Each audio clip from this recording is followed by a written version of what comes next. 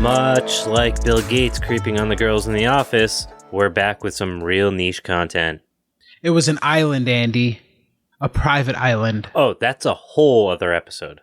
Well, maybe Bill Gates thought the private island was Africa, and he misunderstood when Jeff told him that they were going to the cradle of life. Ooh. It was an underage sex traffic victim, not some vague reference to Mesopotamia. I mean, I get it. I also always get those two confused. Really, though, we should talk about the Gates Foundation in Africa, specifically around agriculture. Yeah, he's been involved in some other stuff going on around vaccines and AIDS. Some good and some bad, but I don't think I can do another episode on Bill after this. I mean, that's fair. I've thought about Bill Gates way too much lately. Way too much. So, obviously, he's involved with AGRA, but he's also invested in a bunch of other stuff, and we've hinted at that in the first half of this episode. One of the other organizations is called the N2 Africa Project, which started in 2009, right on the heels of AGRA, which is oriented towards a modernization agenda. So basically, they're selling the benefits of legumes for soil health, which obviously is a good thing, but a common thread under capitalism is to use the soil health and nutritional benefits to justify investment for production for, external markets. Sure, and I will say while having stuff that people will buy is good for local economies, I'm guessing that's not the case in this instance. Yeah, when we talk about external markets, it's usually not local.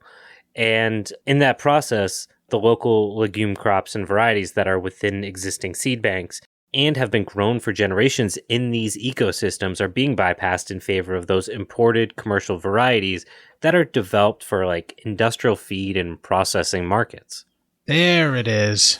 So not only does this not really solve any of the local food security issues, it also threatens local varieties that African farmers and consumers prefer, impacting the affordability of foods, local nutrition, and cultural cooking practices. Well, thank goodness, in addition to being an unsuccessful program, it's also ruining everything else. We'll call it Microsoft Colonialism Pro and add it to the suite. Just charge $79.99 and there you go.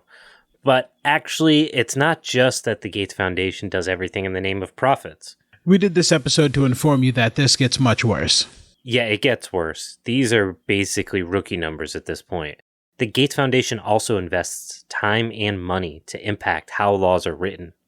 The foundation is working to fundamentally restructure seed laws, which protect certified varieties, but criminalize non-certified seed. This is particularly problematic for small-scale farmers in Africa who nourish their families and their communities through seeds that are not certified. Yeah, that's not great. And I feel like we're just a couple of bad jokes from Bill going full Lorax and walling the city, aren't we? I mean, I won't say yes, because that seems like we'll get a cease and desist order, but I won't say no either. Now, according to SafeSide, that organization that had this big call-out letter that they wrote to Bill Gates and all of the donors for AGRA, their climate justice coordinator, Gabriel Manyangatse, and quote, "We've seen from its initiatives in Africa that the Gates Foundation puts its full faith in technological fixes without seeking to address the vitally important issues of morality and political economy involved. As such, the Foundation's approach supports a dominance of multinational corporations over African-led food production systems. And in the Gates Foundation's unwillingness to listen, we see a self-confidence bordering on arrogance, exactly the kind of white savior mentality of colonialism that Africa neither needs nor wants," end quote. And I'm assuming this is inclusive of AGRA and Into Africa and everyone else non-profiting, right? Yeah, all those nonprofits that are for some reason just sinking money for no reason at all. The Gates Foundation is involved in so many of these NGOs, their subsidiaries, and using those various platforms not only to create an illusion of diversity, but to also leverage their interests alongside with foreign governments to drive policies and basically play God, the way the Chicago Boys liberalized the Chilean economy after Pinochet overthrew Allende. Bill Gates sees the world through technology that Planned obsolescent technology. very shitty planned obsolescence technology that will somehow fix ecological and economic problems through policy wonk bullshit. Somehow, we can take tech and fix things because tech is smart and people are dumb. Technology for him isn't just software. Shitty software. I mean, I still use it though. Shitty software, but GM seeds, petrochemicals, and all the things our current food system is trying to run away from. So what you're saying is that I should be concerned about all the land that he's buying up in the middle of the United States? Oh, abso-fucking-lutely. And while it's fun to tear apart Bill Gates because that gate needs to come down, I do want to stay focused on AGRA, not because it's a uniquely catastrophic failure, which, if you haven't figured it out yet, it kind of is, but also because it speaks to a larger problem in the NGO world and most projects in actively colonized spaces. So let's take a minute to break down the unique charcuterie that is the data picking that AGRA has presented. And by data picking, I mean they are really scrounging for anything good. I'm sorry, did you say charcuterie? What was that? Charcuterie? Now I can't say it. I did that so smoothly, I almost forgot I did it. It's basically like, a charcuterie. It's a thing of things that are small, like tapas, and they're really enjoyable for like a short period of time. But this is like shitty. So charcuterie. Makes sense. Trust me. I kind of get it, but I just don't like that you said it. Just like love I said it. That's why. You don't like it, you love it. No, I've never liked any of the jargon garbage that you try to come up with. You're garbage. See? Garbage. How do you like it? I love it. More garbage, less garbage. You're garbage. 2024. Anyways, AGRA's been around now for a bit, and we've kind of talked about that. The fact that they've been around for 15 years or so. It was only 5 years ago, however, that they started reporting any of their data. Now, mind you, this is a multi-billion-dollar organization. I've worked for nonprofits in my own life that bringing in less than $250,000 still needed to put out annual reports. So the fact that an organization this large with the amount of resources available and public persona, that they didn't have to do any of this is just complete bullshit. And the data is, ready for it? It's probably a hot doctor double bullshit with a side of lies, animal style. I was going to say it's actually pretty good. I call bullshit on my sandwich. Yeah, you're right. It's bullshit. I'm sorry. Let's look at some of the things that you think would be important. Like, I don't know, the promise to increase income for farmers so that they could continue to survive. There are no good, consistent measures of farmer incomes at the national level for any of the countries they operate in.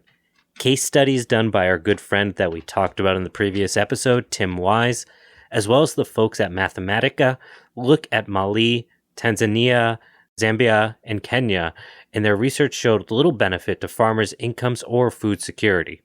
Some even reported a decline as the cost of the inputs put them into debt, and yields didn't go up enough to repay those loans. Others reported declining nutrition with declining crop diversity. I guess we could paraphrase that by saying they got the benefits of not dying with the negatives of starving. Love to see it. Love to see it. Yeah, it's great. Great. Everything is swell. That's me kissing my hands. Yeah, go read your funny papers. Hey, thanks for tuning in to the Poor Proles Almanac. This is Andy, reminding you that if you're looking for more content outside of the scope of the podcast, or sources, recommended readings, or ways to support us, you can find that at poorproles.com. Further, we've expanded our delivery into video content on our YouTube channel, where we're able to show step-by-step how to do many of the processes that we talk about within the podcast. We have also started a Twitch channel where we platform various folks on skills from DIY mushroom production to the various methods to keep land out of the hands of developers. Again, all this can be found at poorproles.com, and we look forward to seeing you over there. Further, the limited data they provide focuses almost entirely on corn, with passing references to data on rice. But AGRA's mission was to improve food crop productivity overall, not just rice and corn productivity. The evaluation basically replicates one of AGRA's key flaws, its narrow and destructive focus on two cereal crops at the expense of other more important and native crops such as millet, sorghum, cassava, and legumes. All right, so I think this just might be the weed hitting, but is it a mental game to grow like white rice and white corn in Africa to like make a statement Is Bill Gates playing mind games? Are you trying to suggest that by growing white rice and white corn, he's basically waving giant phallic symbols across the continent of Africa that are white? Like, is this a white supremacy thing? I mean, is that where you're going with it, or no? I mean, sorta. It'd make for a good movie. I'm not saying that's what happened, but it sounds like this is retaliation. I'd watch that short film. I gotta ask: was Harambe retaliation? Maybe it could all be connected. Holy shit, we've cracked the case. If I was a conspiracy theorist, I you know what? We could make something happen. We should make a short for Harambe. We'll connect all the dots. We'll get to the bottom of this. You know, everyone said dick's out for Harambe, but they never asked whose dick. And that's really important when you think about it. I know. I don't know where to go from here. Nope.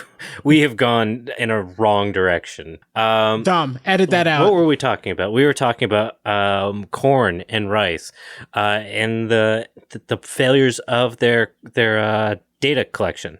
So yeah, outside of the fact that they only focus on corn and rice, they also fail to include all of the AGRA countries that are supposedly benefiting from AGRA's involvement.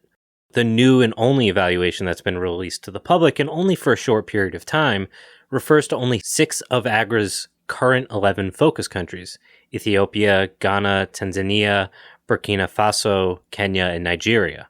And it ignores the countries they haven't even done anything with at that point, even after spending $1 billion US and more from other countries. So this is where Andy starts to get mad and he starts flapping his arms like a chicken. And I think it's going to be really funny to watch. I know this is audio media, but enjoy it. I'll emphasize for you. Go ahead, Andy. Thank you. I'm looking forward to the performance by Elliot describing this. Now, neither AGRA nor its donors has yet provided any evaluation of the initiative's entire history of work since, when we graduated high school, 2006. The list of references used in the evaluation includes just 8 documents, 5 of which are AGRA studies and 3 of which are just methodological texts. That doesn't seem like a whole lot of research, and I feel like that's less than 1 study per country if I can count. Yeah, and it should also be a really big red flag that AGRA no longer has its outcome monitoring reports available to the public on its website, which AGRA posted in 2021 only after a public records request to the U.S. government forced them to reveal them. Okay, so that sounds like, what is it, FOIA, the Freedom of Information Act, or something like that? Push them to post something? Yeah, that's always a really good sign of a effective and proud nonprofit not disclose any of their financial data or backing or anything if they don't have to. The question really should be at this point is, why do we care? What does this all mean? Bill Gates, you want me to answer? I'm going to answer. Bill Gates isn't a good farmer, and collecting data that proves he's a shill is his least favorite thing after paying taxes. That could be true, yeah. But it also means that AGRA's core theory of change, its entire quote-unquote green revolution rationale, has been proved false, even in 2 countries in which the corn yields actually increased. In other words, the rising yields failed to translate into rising incomes for farmers. And improved corn sales alone are not proof that farmer incomes have increased, since the Green Revolution package of seeds and fertilizers is more expensive for farmers. And yet, are you ready? It gets worse. Ooh, how? We spent $1 billion not only not feeding people, but destroying native crops and all of the local markets that those native crops had. And destroying their foodways. And their foodways, yes. That's what I'm trying to say. And so, here's where Andy starts to flap a little bit. Yeah, I'm getting like the chicken shoulder thing going on. He's already doing the neck bob, yeah. So you ready for a shock? And I know this is just going to really throw you off your game for the rest of the day. Wealthier male farmers seem to be the main beneficiaries of the money that actually made it to farmers. I know I was shocked too, not in Bill Gates's Not America would that happen. As the evaluators from Mathematica noted, in quote, farmers who adopted improved inputs and experienced yield increases were typically younger, male, and relatively wealthier. In particular, male farmers with larger dwellings, access to electricity, greater total land holdings, and lower rates of disability were more likely to adopt improved maize varieties and inorganic fertilizer and engage with extension services. In addition, productivity and income gains were also concentrated among these relatively high resource farmers. End quote. Take it in. Just breathe. Let it really fill your soul. I think I broke Elliot. So this seems like it's helping the average farmer in Africa, I guess, like on paper. Exactly. Like, young male wealthy farmers are the average Joe Sixpack of Tanzania. Like, this is who it is. They can see Russia from their house. So much for prioritizing poor women farmers and the youth, like the program had started out to in its mission statement originally, right? Right? It's almost like their mission statement didn't mean anything, right? Right? I'm not imagining that, right? And in their recommendations, those same evaluators stress this, calling on AGRA to, and quote, expand gender and youth inclusion efforts, end quote. I know this is a shock, but this directly contradicts the stated goals of the organization. I know. I was shocked too. So why is the Gates Foundation doing all of this? They are the primary financiers here, right? So do you think this is, again, like the ego flex thing? Do you think he wants, like, I don't know, some sort of legacy to say he didn't do it for the money? He did it for the philanthropy? He saved the world? Yeah. That's probably a piece of it. No, not he saved the world. He saved the third world with technology. With his technology. With Windows Vista. Thank God for Windows Vista. Saved us all. So the Bill and Melinda Gates Foundation has spent nearly $6 billion on agricultural development programs with a key focus on expanding industrial agriculture, specifically within Africa. We've talked about some of this money, right? But we didn't come close to that $6 billion figure. So there's a lot of other organizations that he is involved with. A lot. Now, Grain, a journal, published a detailed breakdown of the grants made by the Bill and Melinda Gates Foundation to promote agricultural development in Africa and other parts of the world. And I quote from Grain, our main conclusion then was that the vast majority of those grants were channeled to groups in the United States and Europe, not Africa nor other parts of the global south. The funding overwhelmingly went to research institutes rather than farmers. They were also mainly directed at shaping policies to support industrial farming, not smallholders. The Gates Foundation claims that 80% of their grants are meant to serve African farmers, but of the funding to these hundreds of organizations, a staggering 82% was channeled to groups based in North America and Europe, while less than 10% went to Africa-based groups. The grants are also heavily skewed to technologies developed by research centers and corporations in the North for poor farmers in the South, completely ignoring the knowledge, technologies, and biodiversity that these farmers already possess. Also, despite the Foundation's focus on techno fixes, much of its grants are given to groups that lobby on behalf of industrial farming and undermine alternatives. End quote. It's really amazing when the Gates Foundation claims 80% of their grants are going to African farmers, but actually 80% go to research, right? They're like, oh shit, we put the wrong thing in our mission statement. Whoops, how did this happen? It's like that Simpsons meme, what the fuck is the business card where he adds the apostrophe and then like the question mark at the end? Right, so this isn't like the greenwash colonialism that we referenced before. This is something entirely different, or is it the same thing? It's the same thing. It's the Lionel Hutz, the attorney from The Simpsons. Mm-hmm. No, question, money down, exclamation point. That. Yeah, so specifically, the single biggest recipient of grants from the Gates Foundation is the CGIAR. And I know, you're wondering, I've heard a lot of acronyms in the last 2 episodes, but I haven't heard that one. And there is a good reason for it. It's a consortium of 15 international research centers launched in the 60s and 70s to promote the green revolution with new seeds, fertilizers, and chemical inputs. The Gates Foundation has given CGIAR centers at least $1.4 billion US since 2003. Another priority for the Gates Foundation in its funding is to support research at universities and national research centers. Together, all this research gets almost half, around 47% of the Gates Foundation's funding. I don't remember talking about cigar. What's that? CGIAR? Yeah, so the reason we haven't talked about them is they're not an African organization. They're not even in Africa. They're based out of France. So we don't have time to talk about CGIAR. But what we can note is that they have a lot of other major donors aside from the Gates Foundation, including things like noted terrible groups such as OPEC. So I'm guessing CGIAR is also funded by the standard players, the US, European governments, and maybe China through backdoors as well. You know it. This is all stupid. This is all very, it's all dumb. It's dumb. It's just money funnels. Cool. That's cool. It's like if you put like a giant like tarp and put a bunch of holes in it and then put a bunch of like different pipes that went through the holes, but all the pipes went back to the same like bucket. And you're like, why did we do this?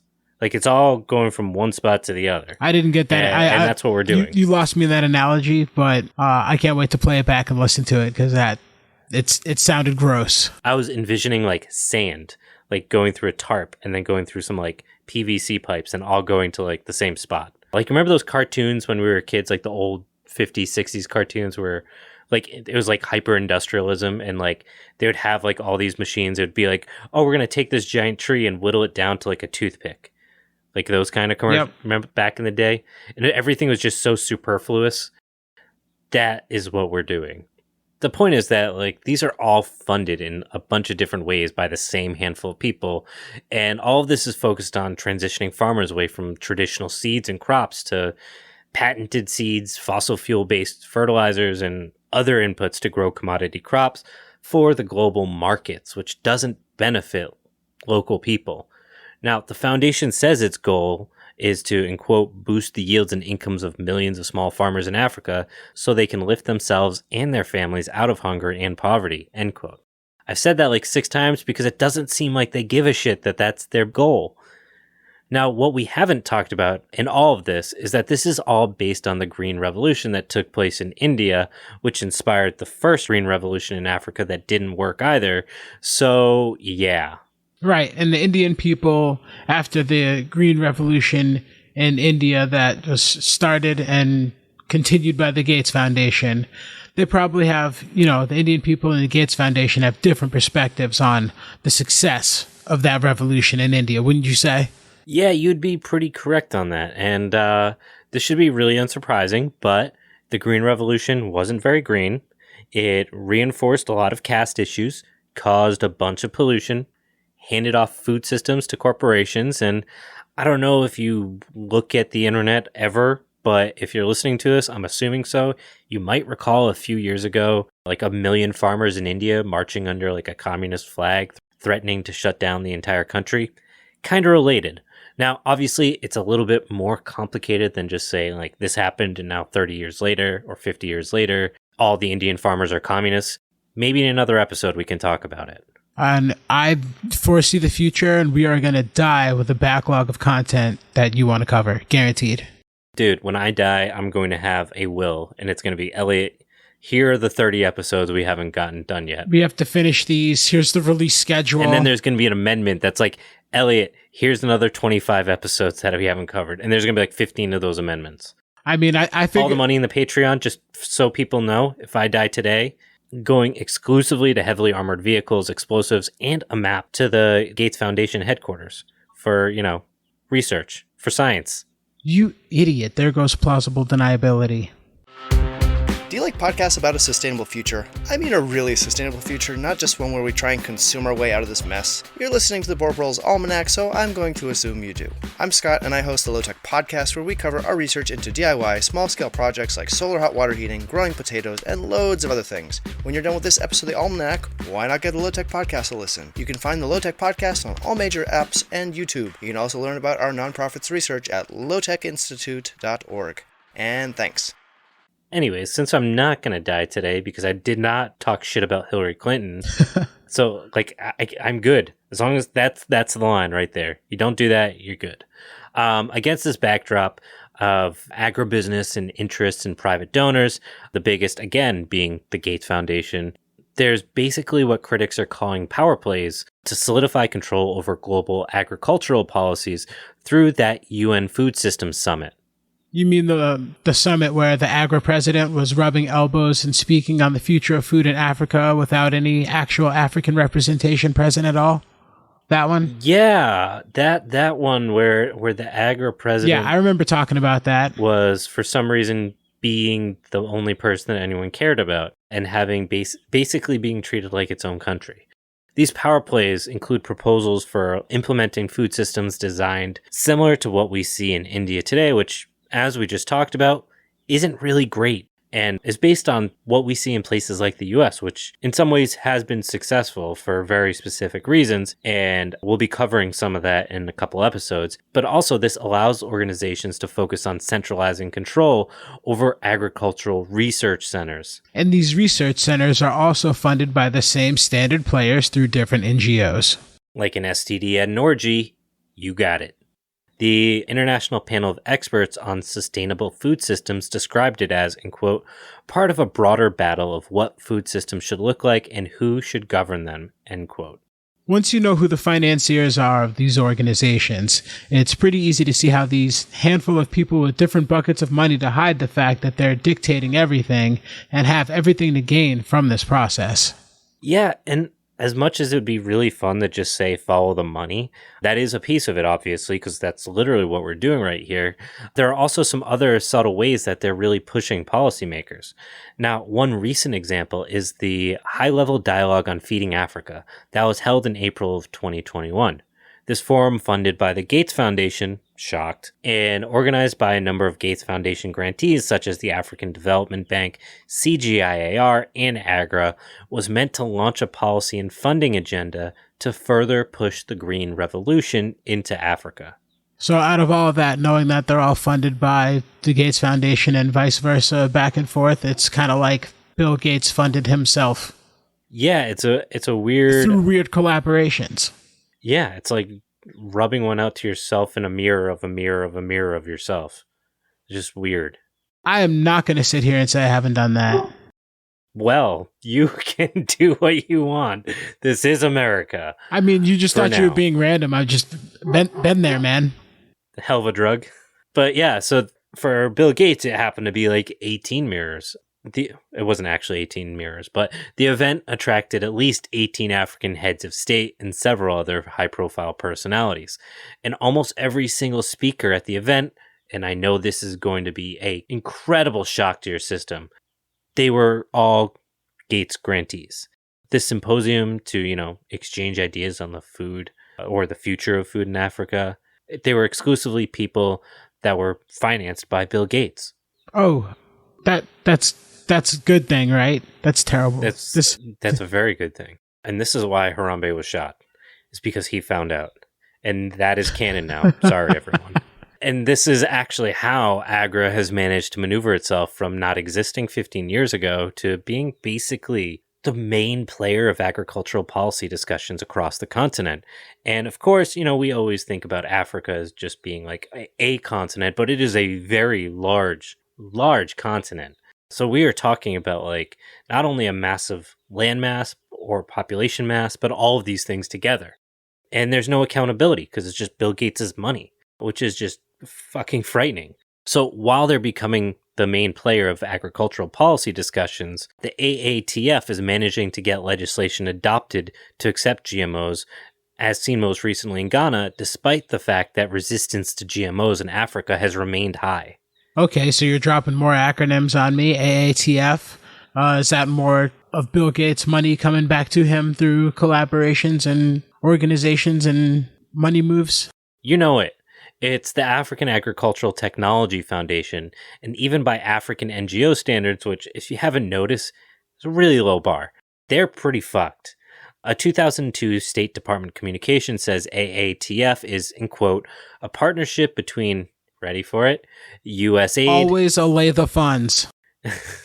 USAID, the Rockefeller Foundation, Monsanto, DuPont, Dow AgroSciences, Syngenta, and Aventis that will begin operation in 2003 to help develop and disseminate new varieties of Africa-specific crops by assuming licenses from industry, fucking frightening word choice, managing sub-licenses, assuming legal liability for licensed technology, and providing high-quality project management oversight. End quote. Oh my fucking God. Bro, hold on. I thought we were getting into niche farming and these guys just took us to school, bro. This is just fucking scary. If you could list the worst case scenario for food policy and food advocates, that would probably be it. We are 3 steps away from it's what plants crave with this list. And in all of this, it's easy to get overwhelmed with the way the Gates Foundation is funneling money in a million ways to direct policy. But it's just as important to look at who the Gates Foundation is supporting as who they're not supporting. Remember, the actual farmers, they're not supporting them. Wait, are those real people? I thought they were just for photo ops. I mean, have you ever seen one? No, never seen a farmer. Especially not in Africa. So they must not be real. Now, despite all this money, the Gates Foundation provides zero funding to support farmer seed systems. That is, seeds without any genetic ownership, because what the fuck are seeds for if you can't own their genetic code? Which supplies still 80 to 90% of all the seeds used in Africa. Instead, it provides a lot of funds to initiatives that basically destroy those same seeds. Further, the Gates Foundation props up biofortification as a solution to malnutrition, taking funds and attention away from much more practical and culturally appropriate efforts to improve nutrition by enhancing on-farm biodiversity and people's access to it. Over the last decade or so, the Gates Foundation has given $73 million to biofortification initiatives that essentially seek to artificially pack nutrients into single crop commodities. Right, and it's not like they're just it's not like they're fortifying nutrients, though. They're trying to cram nutrients in there to make it viable, which it's clearly not, right? Yeah, I mean, they're trying to make it so that people don't have vitamin deficiencies, which is good, but vitamins are things that we ingest in incredibly small quantities. If we have a decent diet, we don't need biofortification because they're not something that we should ever need to fortify. It raises a larger question of, why do we suddenly need fortification? If people have existed on the earth in these places before and have continued to exist for, at least thousands of years, what the fuck happened? That should be the first question instead of biofortify foods. There's a place and time for them, but that place and time should be for emergencies, not for day-to-day living. It's like the agricultural equivalent of electric cars. It doesn't really address those fundamental issues of how we're doing things. And it treats the idea of sustainable agriculture as being impossible. So much so that we need to put fake nutrients in crops. So how is all of this not a conflict of interest with the likes of Monsanto and the Gates Foundation? They're trying to push in a propaganda campaign for their interests through foreign nations' political systems. Yeah, this seems like it should be very illegal, right? The Gates Foundation not only has investments in technology because Bill Gates, but also they have about 23 million in equity in Monsanto alone, which I know for an organization of that size is not a lot, but that still seems like a conflict of interest. We've only scratched the surface of the NGOs the Gates Foundation is funding in Africa, and this whole point wasn't to talk about the Gates Foundation. It's just really hard to do this without talking about the Gates Foundation.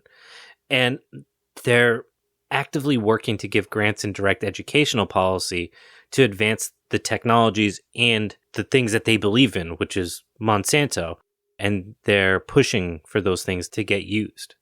So the real beneficiaries of AGRA, which is designed to help Africa, are the multinational firms that actually sell the seeds, the fertilizers, and the technologies. Yeah, basically. A former Monsanto executive, for example, drafted the initial seed policy reform in Malawi, which threatened to make it illegal for farmers to save, exchange, and sell their own seeds. Oh, yes, to help the farmers, because that's what AGRA was set up to do. Listen, if you own your own seeds, it's really bad for you. I promise. Trust me on this. I am not African, but I know. Yeah, it's illegal. You'll go to jail. I mean, that's why it's bad for you. Yeah, because you'll go to jail. It's totally bad for you. We'll put your whole family in jail if you don't use our seeds. Yeah, and then you'll starve anyway, so who cares? Now, like we said, we've already seen this scenario play out. Warnings from the first Green Revolution have gone practically unheeded by the major stakeholders in Africa, arguably because they actually don't think anything went wrong in India. Now, much of India is moving away from its Green Revolution past, doing things like trying to address the damage to soil and water and excessive exposures to pesticides and declining income for small-scale farmers. Many are actively moving toward agroecology and organic farming, and some African-led organizations are quickly learning from their Indian counterparts as they advocate for their own agroecology programs. Shameless plug, I've got a podcast to recommend to them. Is it the Bill Gates and Rashida Jones Ask Big Questions podcast? Because it's so good. Are you messing with me? Is that a real thing? I hate that it is real. I hate it. But the point here is that there's still reason to have hope. And no, I haven't listened to it, so that might be why I still have hope. But in a 2015 study, Frimpong and Besner-Carr found that smallholder farmers still preferred their own corn varieties, even when government and development organizations made more advanced hybrids available. As the farmers understood well, their own hardier local varieties of corn were more resistant to drought, required less water, cost less, and required little or no chemical fertilizer. Moreover, unlike hybrids, whose wide leaves obstruct the sun for polycropping, farmers could plant their own corn varieties alongside peanuts, cowpeas, and bambara beans, all nutritious crops well adapted to their local ecology. Fuck yeah, polycrops. Drink shit water, Bill. Drink shit. Yeah, if you haven't seen Bill Gates drink shit water from a giant machine that's going to save Africa, go on YouTube and watch him be real proud of a $250,000 piece of equipment to make water out of poop. But yeah, I agree. I think that's a great place to end. So, eat shit, Bill. Eat that Monsanto shit. Drink shit. Drink it. Drink shit. Drink shit, Bill. And we're not talking about Bud. But, no. Okay. Bud? Budweiser? You think it's shit? Yeah, it's tolerable. Isn't it rice water? Rice water. Don't they make it with rice? They do make it with rice. So it's gluten-free. When gluten-free happened, they were like, fuck yeah, drink Bud.